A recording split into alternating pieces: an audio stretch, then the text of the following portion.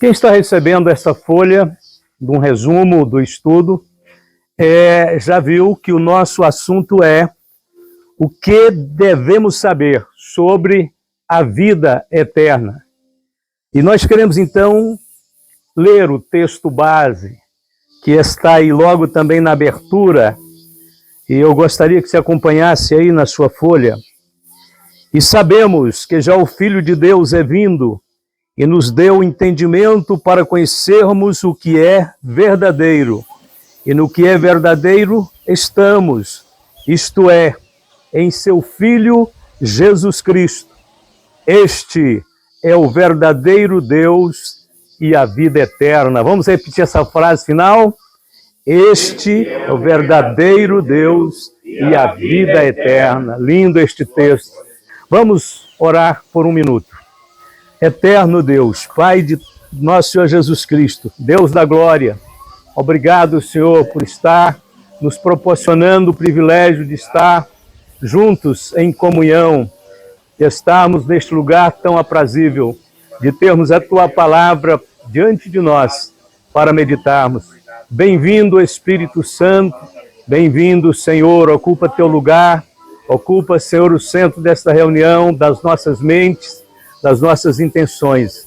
Abençoe e edifica. Nós oramos em nome do Senhor Jesus. Amém. Quais são os conflitos da existência?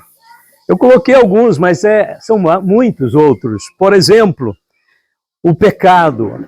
A gente chega a um momento da vida do ser humano que ele toma consciência do pecado, da maldade, e ele espanta porque ele descobre que está dentro dele. Inevitavelmente ele vai lutar contra isso a vida inteira.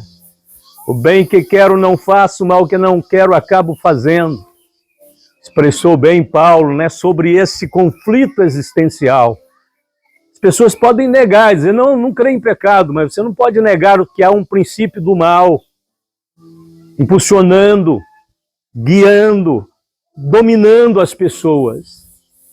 Tem pessoas que choram dizendo, eu não queria ser dessa forma, eu queria ser diferente, eu queria ser bom, eu queria ser humilde. Por que não é? Por causa do princípio do pecado que habita no homem.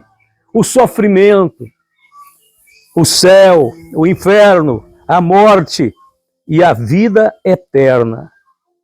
Nós não conseguimos entender todos os mistérios da vida. Mas uma coisa nós sabemos, a morte é o oposto da vida. Portanto, viver é algo muito bom.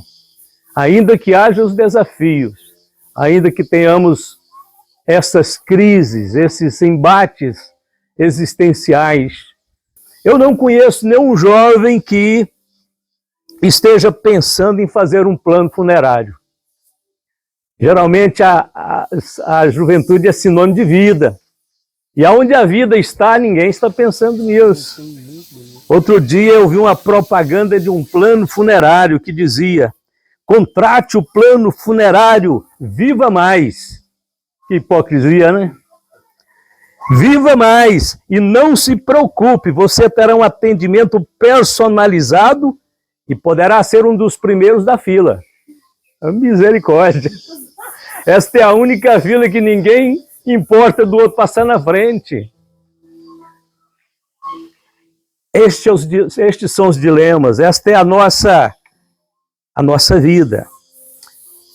Achei uma história engraçada, é uma brincadeira, já que começamos a assustar algumas pessoas aqui neste momento, né? E assusta mesmo. Então, para descontrair, um voo, avião, está lá nas alturas e, por coincidência, era um voo que tinha vários pastores dentro do avião. 12 mil pés de altura, 12 quilômetros de altitude. E, de repente, o avião começa a tremer. E o piloto começa a falar: senhores, lamento dizer, mas estamos em pane, vamos cair. Nós temos 10 minutos apenas para que a aeronave colida com o solo. Vocês têm 10 minutos, então, para fazer o que vocês mais gostam, porque estamos no fim. O pastor assembleiano pegou a harpa e foi cantar um hino. O batista pegou a Bíblia e disse, vou pregar o último sermão. O irmão da Deus e Amor fechou os olhos e disse, vou fazer a última revelação.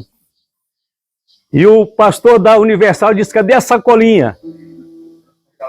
É a última oferta. É o que eu mais gosto, é arrancar dinheiro do povo. O irmão Paulo disse que a morte é o último inimigo que nós vamos ver vencido. Aliás, a sua derrota já foi declarada, né?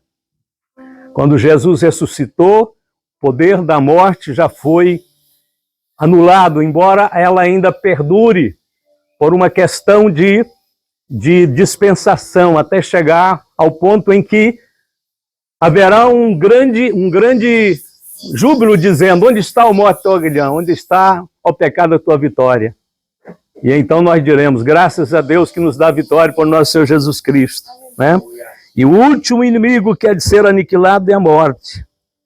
Ninguém, em seu perfeito juízo, deseja a morte. No perfeito juízo, eu duvido que alguém totalmente equilibrado, com a mente sã, deseje a morte. Você fala, mas já vi falar de muitas pessoas que desejaram a morte. É porque ele está frustrado, ele está revoltado, ele está machucado, ele tem algum problema que afeta muito, talvez, a realidade na mente dele, então ele tem essa percepção distorcida de querer a morte. Mas no sã juízo do homem, ele quer sempre viver. A morte de Antônio Cícero, alguém viu falar? Quarta-feira. Alguém viu falar? Não, vamos fazer um resumo, está aí na folha, dá para você ver. Antônio Cícero era carioca, poeta, então, escritor, filósofo, membro da Academia de Letras Brasileira desde 2017. Estava com 79 anos. Sofria de Alzheimer. Na semana passada, então, ele foi para Paris com o seu marido e de lá para Zurique, Suíça. Estranho isso, né? Então, o Antônio Cícero, sem falar para ninguém, para amigos, nem para família, só para aquele que era mais chegado a ele, tinha planejado a sua morte. Ele tinha planejado morrer naquela viagem. Sua morte já vinha sendo planejada por algum tempo. Ele já tinha feito os contatos com uma clínica na Suíça que faria nele o procedimento da morte assistida, ou também conhecido como suicídio assistido. Então, na manhã da última quarta-feira, agora, dia 23, o Antônio Cícero, sob a orientação dos médicos, fez ele mesmo a injeção letal que interrompeu a sua vida para sempre. Eu não sabia disso, mas a eutanásia é a prática, o procedimento para interromper a vida, mas pelo médico. Mas a morte assistida ou suicídio assistido, o médico orienta o paciente, que escolhe isso, ele é que escolhe, orienta ele como ele vai fazer para injetar a droga letal. Ele mesmo, então, procede à sua morte. Muito terrível, muito estranho uma coisa dessa para a gente, né? Então, o que aconteceu? Quando ele estava preparando já para passar pelo procedimento de fim de vida, de morte, ele deixou uma carta para os seus amigos. Ele disse assim, queridos amigos, encontro-me na Suíça, prestes a praticar eutanásia. Ele chama de eutanásia, mas na realidade o dele foi assistida. O que ocorre é que minha vida se tornou insuportável, estou sofrendo de Alzheimer. Aí vai faltar algumas palavrinhas, porque eu pus o resumo, tá? Assim, não me lembro sequer de algumas coisas que ocorreram, não apenas no passado remoto, mas mesmo de coisas que ocorreram ontem. Exceto os amigos mais íntimos, como vocês, não mais reconheço muitas pessoas que encontro na rua e com as quais já convivi Não consigo mais escrever bons poemas, nem bons ensaios de filosofia. Não consigo me concentrar nem mesmo para ler, que era a coisa que eu mais gostava no mundo. Apesar de tudo isso, ainda estou lúcido bastante para reconhecer minha terrível situação. A convivência com vocês, meus amigos, era uma das coisas, se não a coisa mais importante da minha vida. Hoje, do jeito em que me encontro, fico até com vergonha de encontrá-los.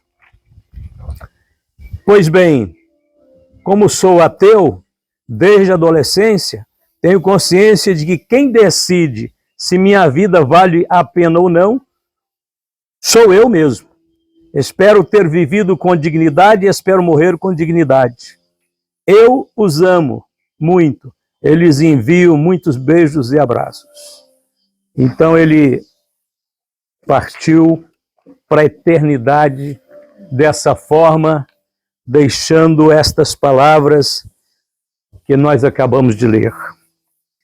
Agora, com todo respeito, né, aos direitos humanos, aos direitos que o homem, a pessoa tem de fazer o que quiser, eu lembrei-me de um texto da Bíblia que diz: o Senhor é o que tira a vida e dá, faz descer a sepultura e faz tornar a subir dela. Há muitos textos na Bíblia que nos faz entender que aquele que deu a vida é o único que pode decidir quando ela deve terminar. Aí o ser humano diz, mas eu não tenho liberdade para decidir. Olha, vai ser uma discussão até o fim da existência dos seres humanos, a questão da ética e da moral com respeito à eutanásia.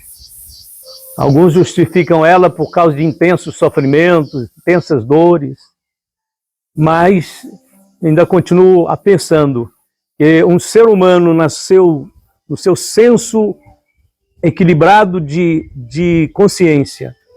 Ele vai desejar a vida até o último momento. Eu imagino que sim.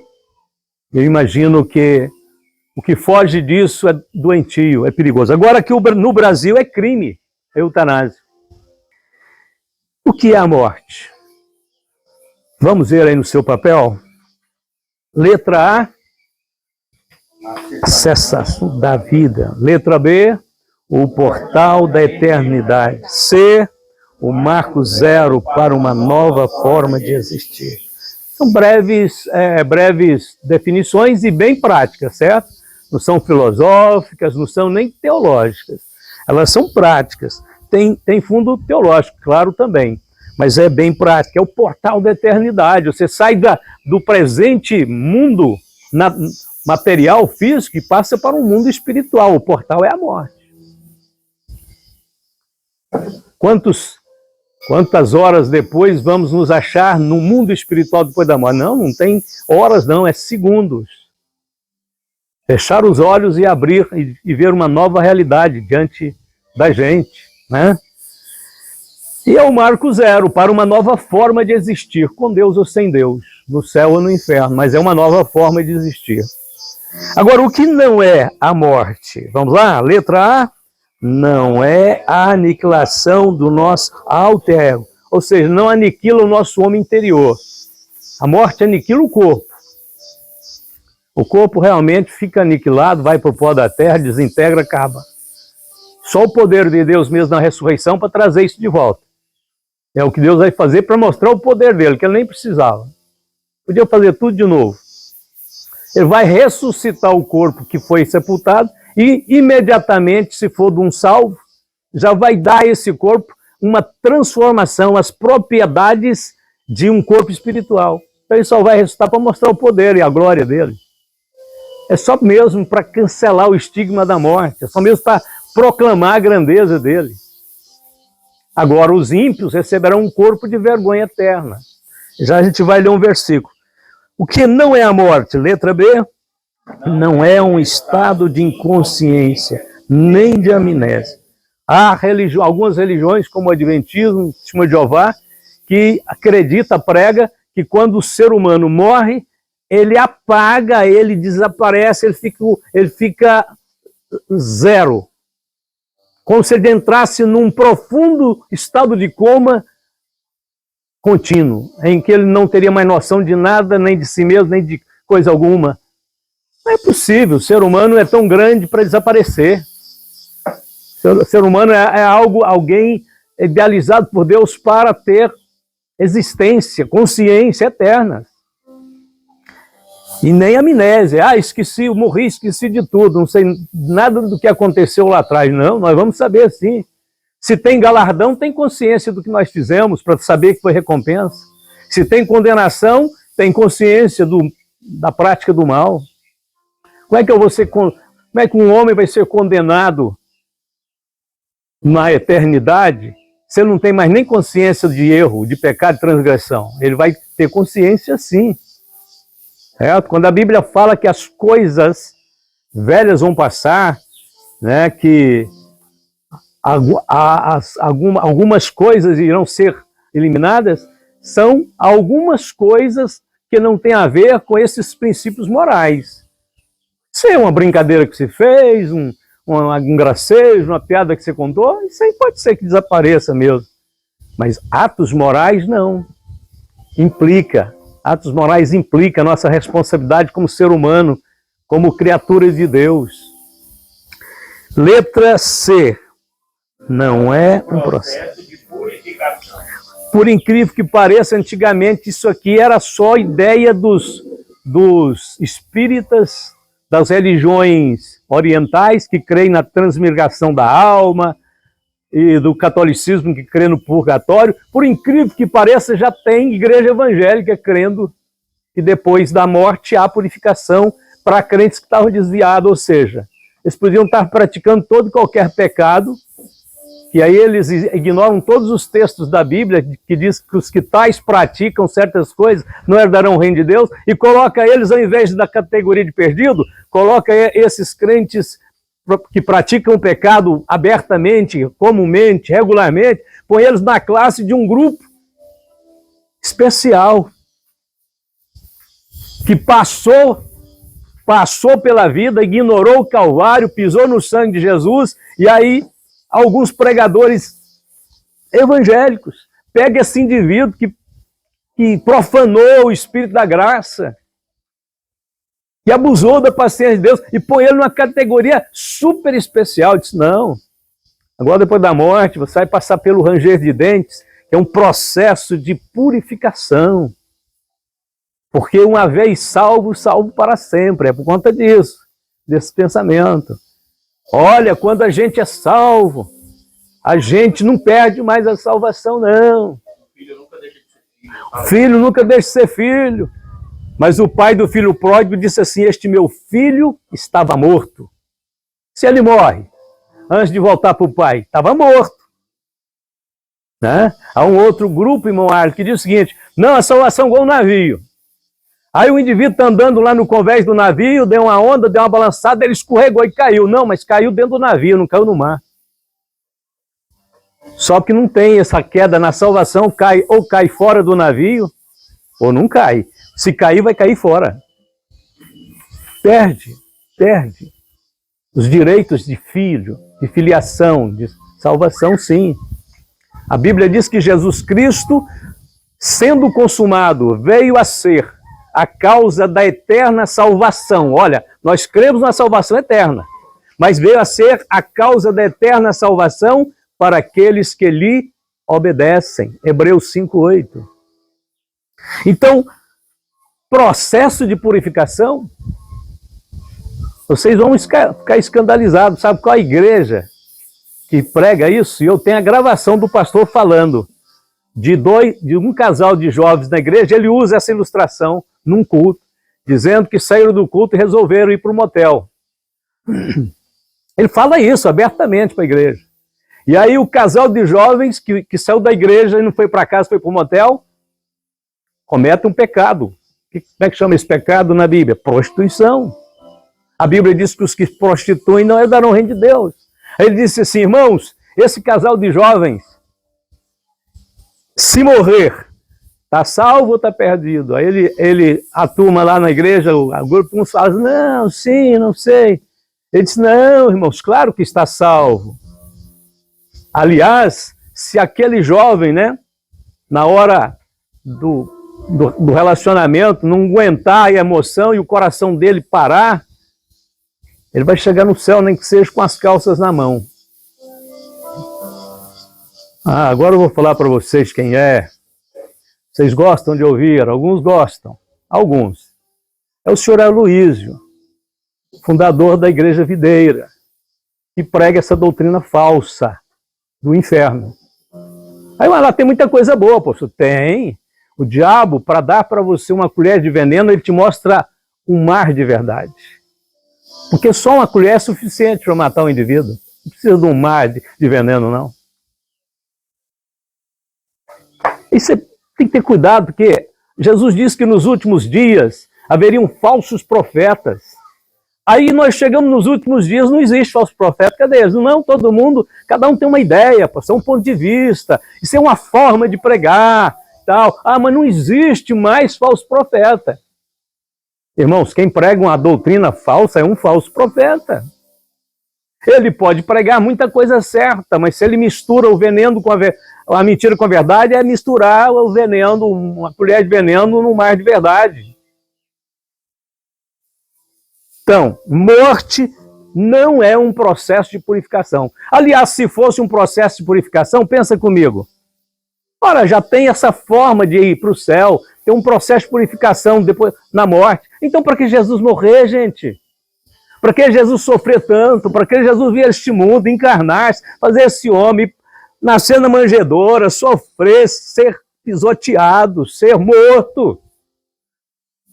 Em nenhum outro há salvação, porque também debaixo do céu nenhum outro nome há dado dentre os homens pelo qual devamos ser salvos. Há só um mediador entre Deus e os homens, Jesus Cristo, o homem. Então vamos mudar isto. Vamos inventar uma forma diferente, moderna de pregar o evangelho, de pisar na cruz, de pisar no sangue. Essas religiões são todas falsas. Negam a obra da cruz.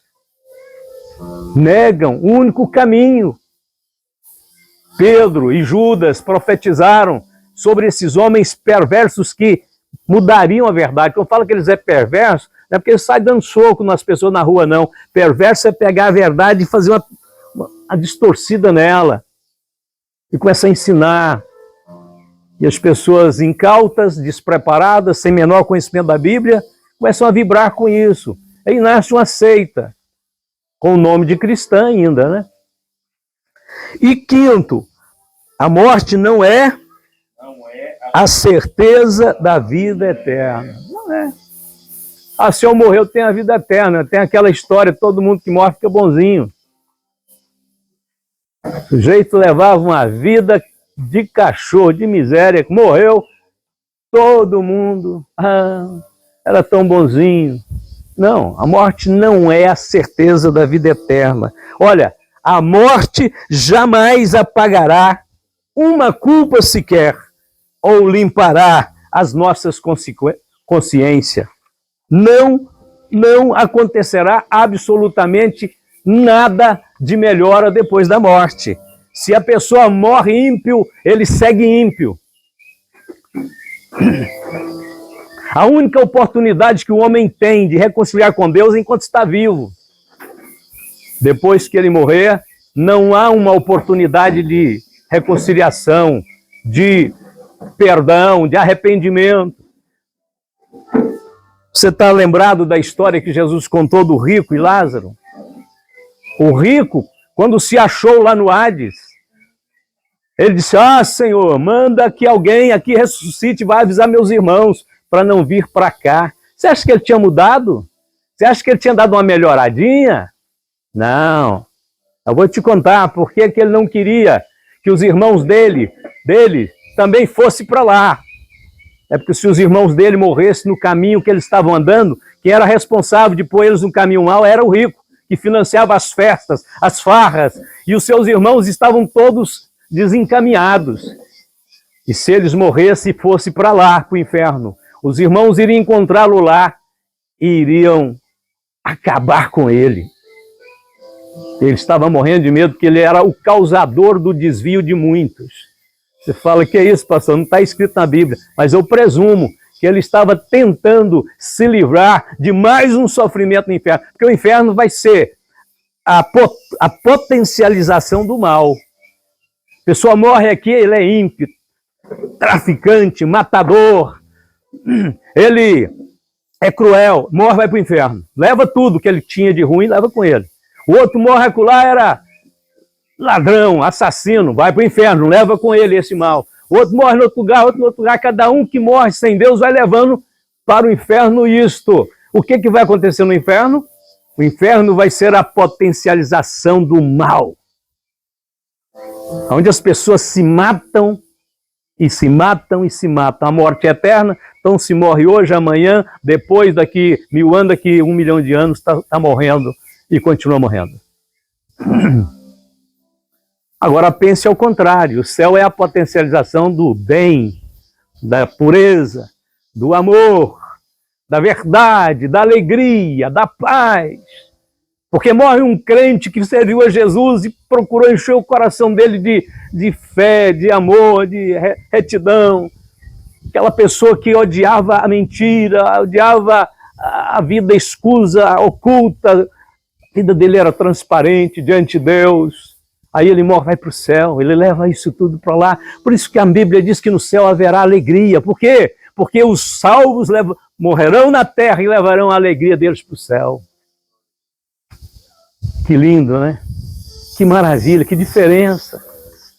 Pastor, e se um ímpio desse, por descuido, uma falha lá na organização, alguma coisa, isso é brincadeira, né? Porque não existe isso. Mas se por acaso um ímpio, mal, entrar no céu, eu vou dizer para você, das duas uma. Primeiro, ele não entraria nunca, nunca vai acontecer isso. Mas se ele entrasse também, não ficava lá dentro. Porque ele não aguentaria a pureza do céu, a santidade do céu. A natureza dele é de ímpio, não foi mudada. É por isso que para ir para o céu tem que nascer de novo. Primeiro que muda é a natureza. A gente tem que gostar do céu. A gente tem que amar o céu. Eu não posso ir para um lugar que eu não aprendi a amar. Se eu for, eu vou ficar infeliz. Um ímpio no céu ficaria infeliz. Se bem que no inferno também não teria felicidade nenhuma. Mas no céu não tem nada do que ele gosta. Ele ficaria insuportável. Ele não daria conta de ficar ali. Tudo que nós precisamos saber a respeito da vida eterna está na Bíblia. A respeito da morte, da vida. Jesus nos falou do céu, do inferno. Apontou o lugar dos perdidos e dos redimidos. Então nós vamos ver o que é que nós precisamos saber agora nessa sequência. São vários pontos aí. Primeira coisa que nós precisamos saber, vamos ler juntos. Deus não criou o ser humano para morrer. É por isso que a gente não gosta da morte, por isso que a gente não gosta não, por isso que nós odiamos a morte. Você fala assim, pastor, pode odiar a morte? Ela é um inimigo. Você vai amar? Um inimigo que dilacera os corações, que tem feito rios de lágrimas correr pela história da humanidade. Você ficaria feliz com um inimigo que não respeita criancinhas, bebês, nem os velhos, idosos? Você ficaria feliz de um inimigo que vem, separa uma família feliz, um casal feliz que estava sonhando? Há poucos dias atrás, um casal tinha acabado de casar. Apareceu em reportagem no Rio de Janeiro. Tinham acabado de casar, foram passar num restaurante para comer e seguir para a lua de mel. Atravessando a rua, aquele rapaz foi atropelado e morto. A morte. A morte é um inimigo cruel. Então Deus não criou o ser humano para morrer. A Bíblia diz que o primeiro homem, Adão, desobedeceu a Deus e, consequentemente, ficou sujeito à morte. Então a morte é um castigo. A morte é uma condenação pelo pecado. A morte é uma dívida, uma cobrança pelo pecado. É uma pena, né, irmãos, que nós, a humanidade, os seres humanos, nós aprendemos a chorar, a prantear a morte de amigos, pessoas queridas. Um dia, talvez outros prantearão a nossa morte. Mas o que é lamentável é que a gente aprendeu realmente a odiar, rejeitar a morte. Mas a gente não aprendeu a rejeitar o pecado que causa a morte. O pecado que produziu a morte. Pior do que a morte é o pecado que fez ela existir, que trouxe ela à luz. É isso que é o pecado. Se a gente pudesse associar, toda vez que tiver uma oferta no mundo, associa o pecado à morte. Pensa naquela prática, naquela atitude, como se fosse uma coisa muito indigesta, que se você participar dela, você se alimentar daquele pecado, ela vai te causar dores, ela vai causar você tristezas e aflições. Toda vez que você pensar no pecado, o diabo tenta pintar ele como atrativo. Lá, na época de Moisés, diz que ele não quis por um pouco de tempo ter o gozo do pecado. E veja bem, o pecado vem pintado, porque tem gozo nele, tem prazer nele, mas pensa nas consequências. Pensa nos resultados. O problema é que a gente, às vezes, acha fácil pecar, que a gente só pensa naquele momento e não pensa no que vem depois. Quando eu era novo crente, um amigo nosso, rapaz, foi terrivelmente tentado na área da prostituição. Ele era jovem, solteiro. Apareceu uma mulher e fisgou ele e abriu todas as chances e oportunidades para ele prostituir com ela. E ele, na hora, voltou para casa, mas aquilo não saiu da cabeça dele, nem do coração. E ele ficava debatendo, mas eu não posso, eu não vou, eu não posso. Ele já sabia onde encontrá-la. E ele foi debatendo. Até que quando foi chegando lá pela tarde, chegando à noite, ele disse, não, eu não consigo, não. Eu vou procurar aquela pessoa e vou cometer o pecado. Eu não dou conta de resistir. Mas como estava já chegado à noite, ele, com a cabeça num travesseiro, sentado na cama, começou a pensar, e já pensando em levantar e ir, ele adormeceu, dormiu. E quando ele começou a dormir, apareceu diante dele um anjo, com um livro na mão, e disse, você está decidindo então abandonar a sua fé? Você está decidindo, que foi a última coisa que ele falou antes de adormecer, disse, eu não dou conta, eu vou praticar. O anjo então disse, você decidiu a praticar o pecado? Ele disse, sim. Ele disse, como é que vai ficar o seu testemunho diante da sua família? Ele disse, não, eu não vou comentar com ninguém, ninguém vai ficar sabendo. Ele disse, como é que vai ficar o seu testemunho diante da igreja? Ele disse, eu vou tentar ocultar o máximo que eu puder. Ele disse, como é que vai ficar o seu testemunho diante daquele irmão que te levou para Cristo, que todos os dias ele vai na sua casa para conversar com você, abraçar você, fazer oração com você? Ele disse, é insuportável pensar nisso. Aí o anjo, a última palavra foi essa, o anjo disse, como é que vai ficar o seu nome no livro da vida? Você pode arrumar desculpas para todo mundo que você tem ao seu redor, mas vai chegar no livro da vida. Foi aí que ele caiu em prantos e o anjo arrancou a página onde o nome dele tinha sido rasurado e disse, vou reescrevê-la pelo seu arrependimento. E ele deu por si, chorando e pedindo perdão a Deus. Irmãos, Deus não criou o ser humano para morrer. A Bíblia é clara em afirmar que a morte só veio existir por causa do pecado. Agora nós temos que aprender sobre as 3 dimensões da morte, resumidamente. A morte tem 3 dimensões. Primeiro, a morte espiritual. Quando ela ocorre? Quando nós nos afastamos de Deus. Antes da conversão, nós estávamos todos mortos em delitos e pecados. Estávamos mortos, né? Basta dar uma olhada no mundo para a gente saber que a maior parte dos moradores do planeta Terra são mortos. O apóstolo Paulo escreveu para Timóteo dizendo assim, olha, entretanto, a que se entrega aos prazeres mesmo viva, está morta.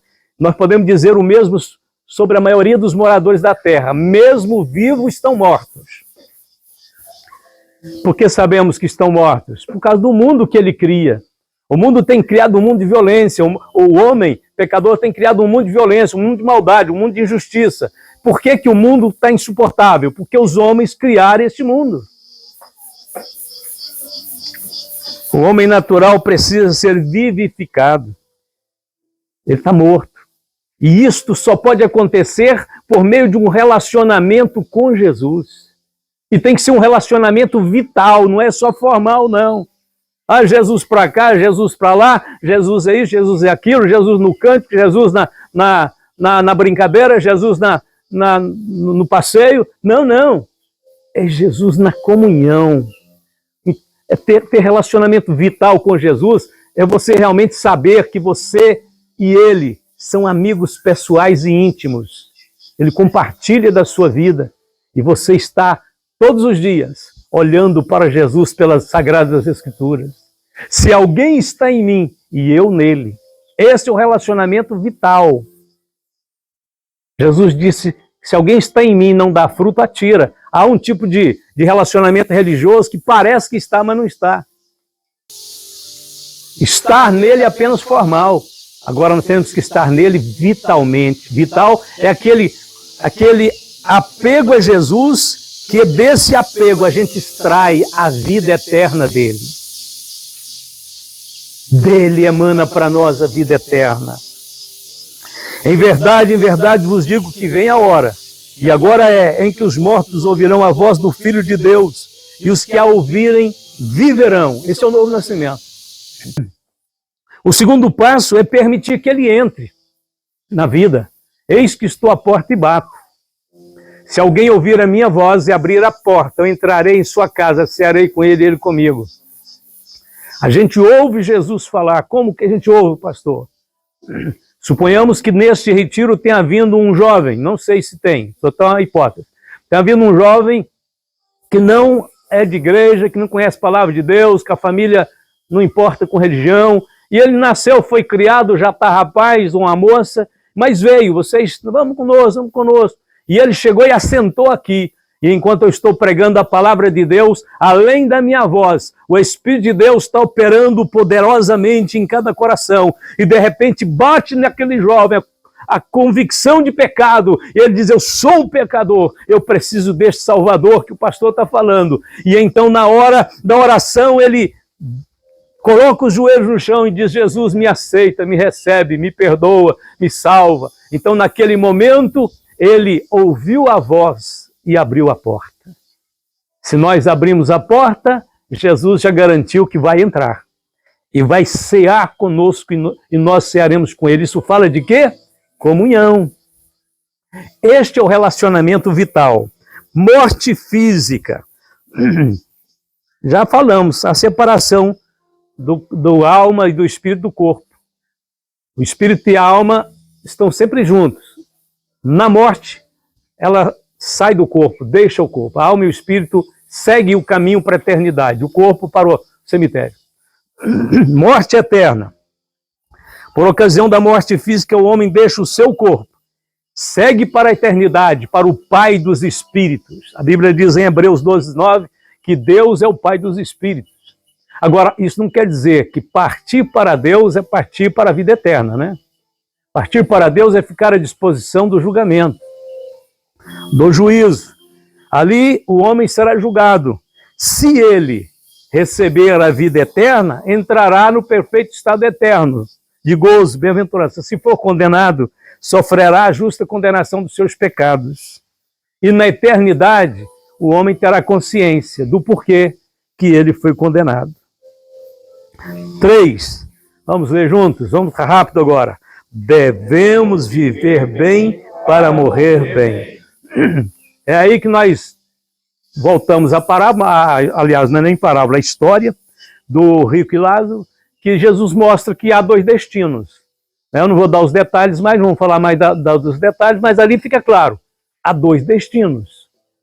Uns poderão ir para a vida eterna, outros para a condenação eterna. A Bíblia diz que a colheita final é inevitável. Haverá um dia em que os que fizeram o bem sairão para a ressurreição da vida, e os que fizeram o mal para a ressurreição da condenação. Agora aqui isso é tremendo, né? Olha como é que é a doutrina de Cristo.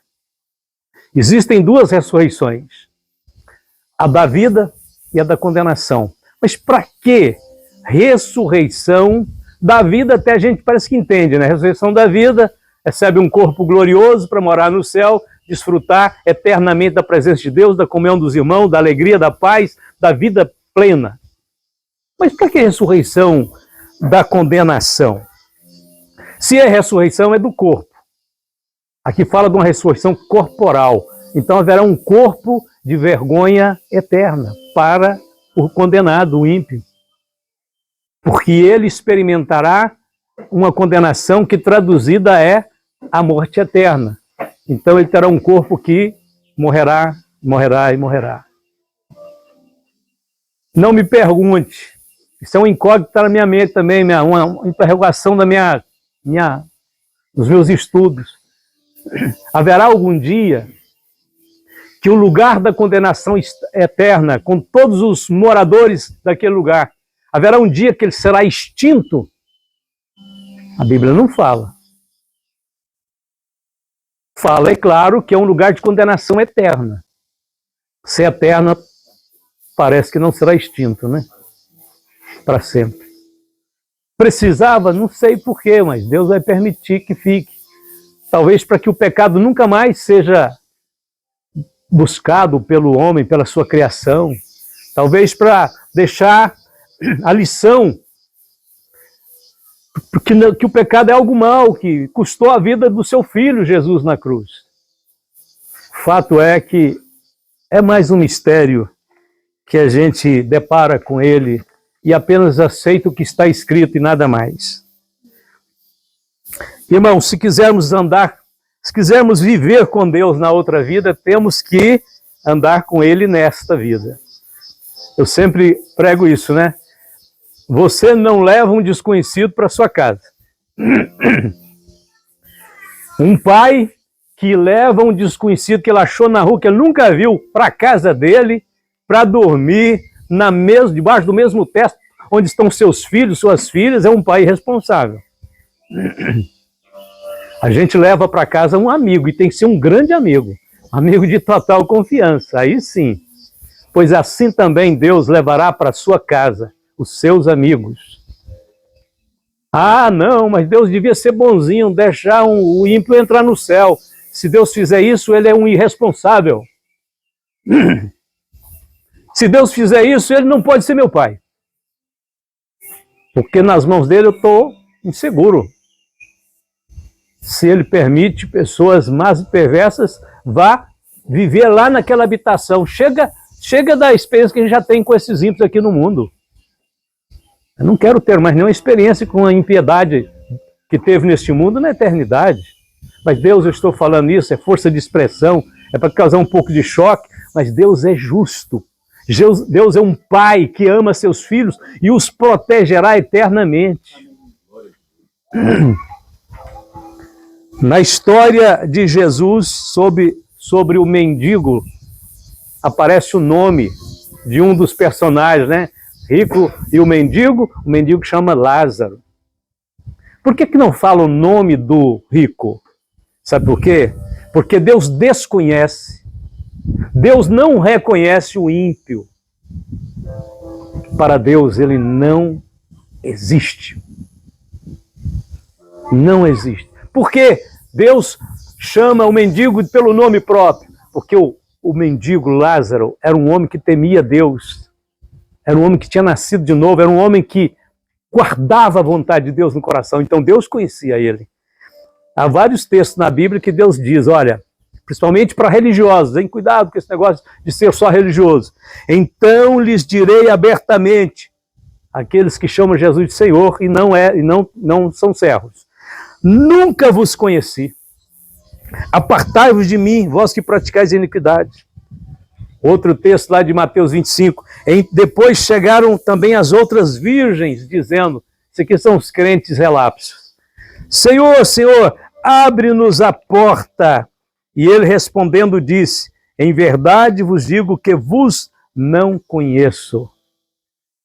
Deus conhecia Lázaro, mas Deus não conhecia aquele rico. Quarto, vamos ler, devemos seguir o caminho da vida. Embora a morte seja uma experiência indesejável, cheia de mistérios, Deus não quer que vivamos com medo dela. Não tenha medo da morte. Ela já foi vencida. Já foi inoculado o seu veneno. Ela continua movimentando-se por aí, mas ela já está fulminada. Jesus nos abriu um novo e vivo caminho. Pelo seu sangue, nós vamos chegar no santuário celestial. E os teus ouvidos ouvirão a palavra que está por detrás de ti, dizendo, este é o caminho, andai nele, sem vos desviardes, nem para a direita, nem para a esquerda. Feliz é o homem, é o jovem, bem-aventurado, é a juventude que escuta essa voz dizendo, este é o caminho, andai por ele. Não desvie, nem para a direita, nem para a esquerda, vai para o centro. E ali haverá um alto caminho, um caminho que se chamará o caminho santo. O imundo não passará por ele, mas será para o povo de Deus. Os caminhantes, até mesmo os loucos, não errarão. Pessoas aqui loucas não é uma pessoa que tem um distúrbio de violência. Os loucos aqui são os débeis. Irmãos, mas tem tanta pessoa simples na igreja, né? Ali mesmo na igreja de Setor Sul, no Leomar, tem um rapazinho lá, vocês conhecem ele. Eu conheci ele desde criança. O pai dele, a mãe dele, que frequentou, foi membro da nossa igreja. Ia todo dia carregando ele pela mãozinha. Ele, quando encontra a gente, quer abraçar a gente, abraça, depois volta, abraça de novo. E se você pensar de sair, antes de você sair, ele vem te dar outro abraço. Vocês conhecem Moisés? Nem os loucos errarão. Como é que aquele menino entendeu o plano da vida eterna? Ele é débil. Ele não sai de casa sozinho. Ele não pode trabalhar, ele não estuda, ele nunca foi para a escola. Mas se você perguntar quem é que te salva do pecado, Moisés, ele vai dizer, glória a Jesus, Jesus é que salva. Toda igreja que a gente vai tem uma pessoa daquele jeito. Deus dizendo, nem os loucos, nem os débeis errarão. Disse-lhes Jesus, eu sou o caminho, e a verdade e a vida, e ninguém vem ao Pai senão por mim. Número 5, devemos tomar posse da vida eterna. Aqui vem uns pontinhos pequenos aí. Primeiro, o que está escrito? Deus quer que todos se arrependam. Quando eu leio esse versículo aqui, eu só lembro de uma pessoa, humanamente falando, de um pregador. Esse versículo que está aí, Atos 17, está escrito aí? Atos 17, 30, 31. Eu vou ler, depois eu falo quem que eu lembro, um grande pregador. Toda vez que eu leio ele, eu lembro do sermão que ele menciona esse versículo. Mas Deus, não tendo em conta os tempos da ignorância, anuncia agora a todos os homens e em todo lugar que se arrependam, porquanto tem determinado um dia em que com justiça há de julgar o mundo por meio do varão que destinou, e disso deu certeza a todos, ressuscitando dos mortos. Há mais de 30 anos atrás, eu vi a primeira vez a pregação do sermão ao Deus Desconhecido, por Billy Graham. E ele mencionava este texto na parte final do seu sermão. Nunca mais eu me esqueci, quando ele dizia assim, Deus não está pedindo, Deus não está sugerindo, a Bíblia diz que Deus ordena. Deus ordena a todos os homens e em todos os lugares que se arrependam. Arrependimento não é sugestão, é mandamento. Número 2, o tópico B, Deus quer que todos creiam. A conversão é um ato, mas ela determina um destino. Vamos para C. Deus quer que todos conheçam. Conheçam o quê? É o texto aqui, ó. E a vida eterna é esta, que conheçam a Ti, só por único Deus verdadeiro, e a Jesus Cristo, a quem enviaste. Que maravilha, graças a Deus nós conhecemos Deus como o único Deus e Jesus Cristo que Ele enviou para nos salvar. E isso aqui é Jesus falando, isto é a vida eterna. Se alguém perguntar, você tem a vida eterna? Você vai dizer, bom, tenho, porque eu conheço a Deus como único Deus para a minha vida e a Jesus Cristo que foi enviado para me salvar. Então quem tem esse conhecimento tem a vida eterna. Eu conheço, eu amo esse conhecimento, eu vivo esse conhecimento. Então Deus quer que todos conheçam. Letra D, Deus quer que todos recebam o seu filho, tá? Pode completar aí depois. Veio para o que era seu, e os seus não receberam, mas a todos quanto receberam, deu-lhes o poder de serem feitos filhos de Deus, aos que creem no seu nome. João 1, 11 e 12. Este texto é o texto do evangelista. Todos quanto receberam, deu-lhes o poder. Dwight Lyman Moody, pregador americano que ganhou 500 mil almas para Cristo. Leigo, nunca foi num seminário, pregava para multidões, 10, 15, 20 mil pessoas. Um dia Deus falou com ele de manhã, disse, vai no presídio hoje, eu tenho um homem que eu quero salvar lá dentro. Moody pegou sua roupa, sua capa, sua Bíblia e seguiu para o presídio. Era conhecido já dos oficiais daquele presídio e disse, eu tenho uma missão hoje para fazer entre os detentos, me permita entrar. Eles abriram o portão principal e permitiu que ele andasse por um corredor onde as celas estavam fechadas. Ele disse, tudo bem. E ele chegou na primeira cela e disse, uma pessoa estava lá e disse, ei moço, quem é você? Ele disse, não, eu sou uma pessoa de uma família excelente, estou aqui por engano. O que é que o senhor fez? Não, não fiz nada. Isso é engano, injustiça e tal. Ele disse, tá bom. Não é o senhor que eu estou procurando, não. Foi no outro. Todos tinham uma desculpa, uma explicação. Não, estou aqui por engano, eu sou muito bom, eu sou isso. Até que ele chegou numa última cela. E lá estava uma pessoa estranha, enfurecida, cabeça baixa, no canto. Ele disse, ei, queria falar com você. Ele disse, vai embora. Não, por favor, me dê sua atenção. Ele disse, suma daqui. Eu não sou digno de que ninguém venha me visitar, nem conversar comigo. Mas por que, moço? Eu sou o pior de todos, eu mereço estar preso, eu mereço a morte, as condenações que estão sobre minha vida. Vai embora, eu não sou digno. Ele disse, este é o homem que Deus mandou eu vir entrar em contato com ele. Ele disse, levanta, moço, Deus me falou em casa que estava atrás de você, em busca da sua vida. Deus disse, eu vou salvar um perdido. Todos ali atrás são perfeitos, são bons, são justos. O Senhor é o único perdido aqui. Então o Senhor é a vida que Deus me mandou vir trazer para o Senhor a vida eterna em Cristo Jesus.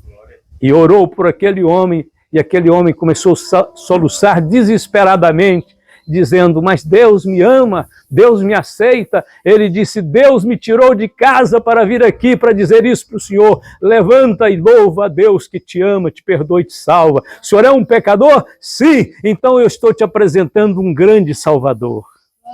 Como escaparemos nós se não atentarmos para uma tão grande salvação? Letra E, Deus quer que todos sejam salvos. Porque isto é bom e agradável diante de Deus nosso Salvador, que quer que todos os homens se salvem e venham ao conhecimento da verdade. Não, Deus quer. Se Deus quer, ninguém pode impedir. Se Deus quer, ninguém pode te amarrar, ninguém pode te prender. O diabo não pode, o pecado não pode, nada pode. Só se você mesmo disser, não quero. Mas Deus quer. E até aqueles que dizem que não querem, Deus vai tratando eles para que eles se convençam de que a salvação é um dom maravilhoso de Deus. As últimas palavras. A ressurreição de Jesus Cristo de entre os mortos é a garantia de que viveremos eternamente. Pedro escreveu, bendito seja o Deus e Pai de nosso Senhor Jesus Cristo, que segundo a sua grande misericórdia nos gerou de novo para uma viva esperança pela ressurreição de Jesus Cristo dentre os mortos, para uma herança incorruptível, incontaminável, que se não pode murchar, guardada nos céus para vós. Se ele vive, nós viveremos. Jesus ressuscitou, e quando ele ressuscitou, ele fez resplandecer sobre aqueles que creem a gloriosa esperança da vida eterna. A certeza de que a morte estava derrotada. A certeza de que haverá um novo mundo, uma nova era, um novo tempo. A ressurreição é a pior coisa que o diabo pode escutar. Ele vive. Jesus vive e nós viveremos. Devemos permanecer firmes nessa fé. Ele está vivo, nós viveremos com ele eternamente. Porque essa fé tem uma recompensa. Tem provações, tem dificuldade? Tem, mas é assim mesmo. Nós vamos com Jesus em qualquer circunstância. Vale a pena. Nós não estamos querendo Jesus apenas como uma ponte, não. Nós estamos querendo Jesus como um pai, como um amigo. Né? Aquela pessoa que quer Jesus apenas como um remédio. A gente lembra do remédio só quando está doente. Sarou que seja, você joga o remédio numa gaveta e acabou. Não, não. Nós não queremos Jesus apenas como um remédio, não. Nós queremos Ele como nosso Deus, nosso Senhor, nosso Salvador. Nós queremos Ele hoje e sempre. Para que a prova da vossa fé é muito mais preciosa do que o ouro que perece e é provado pelo fogo, se acha em louvor e honra e glória na revelação de Jesus Cristo. O pecado trouxe o envelhecimento e a morte. Cristo trouxe o princípio da vida, o novo nascimento, o anúncio do novo céu e da nova terra. Brevemente, não haverá mais nenhum vestígio desta criação manchada pelo pecado. O presente sistema dará lugar à ordem celestial. Porque já o primeiro céu e a primeira terra passaram e o mar já não existe. Nós vamos falar isso, como João viu isso no futuro. Mas nós, segundo a sua promessa, aguardamos novos céus e nova terra em que habita a justiça. Vamos ficar de pé. Estas são as breves informações que você deve saber sobre a vida eterna. Eu lembro, para finalizar, lembro o primeiro versículo lindo que nós lemos. O primeiro texto lindo. Marcou minha vida lá no início. Vamos dizer junto eles? Vamos, pega aí sua folha. Leia aí comigo. E sabemos que já o Filho de Deus é vindo e nos deu o entendimento para conhecer o que é verdadeiro. E no que é verdadeiro estamos, isto é, em seu Filho Jesus Cristo. Este é o verdadeiro Deus. Aleluia! Aleluia! Verdadeiro Deus e a vida eterna. Que lindo, Jesus! Que maravilha, meu Deus! O Senhor nos deu essa gloriosa revelação. No que é verdadeiro estamos. Esta é a segurança da vida eterna. Feche os seus olhos, contemple Jesus, agradeça, adore, bendiga o Senhor, abre os seus lábios, diga para Ele que você o ama, diga para Jesus que você o admira como Senhor e Rei. Cante ao Senhor, adore ao Senhor, ore a Deus, aleluia! Louvado seja o teu nome, meu Deus! Estamos, Senhor, deslumbrados com as maravilhas da sua palavra, com a forma extraordinária com que o Senhor trabalha, com que o Senhor vivifica, com que o Senhor transforma, com que o Senhor opera em nossas vidas, Senhor. Estende a destra do seu poder neste momento, abençoe essa juventude, abençoe todos os nossos irmãos que em algum lugar estarão ouvindo a tua palavra, estará recebendo estas verdades espirituais. Em nome do Senhor Jesus, nós abençoamos, nós declaramos que o Senhor é Rei para sempre. Glória, honra, poder, majestade e sabedoria sejam dadas ao nosso Rei. Cante ao Senhor, adore a Deus.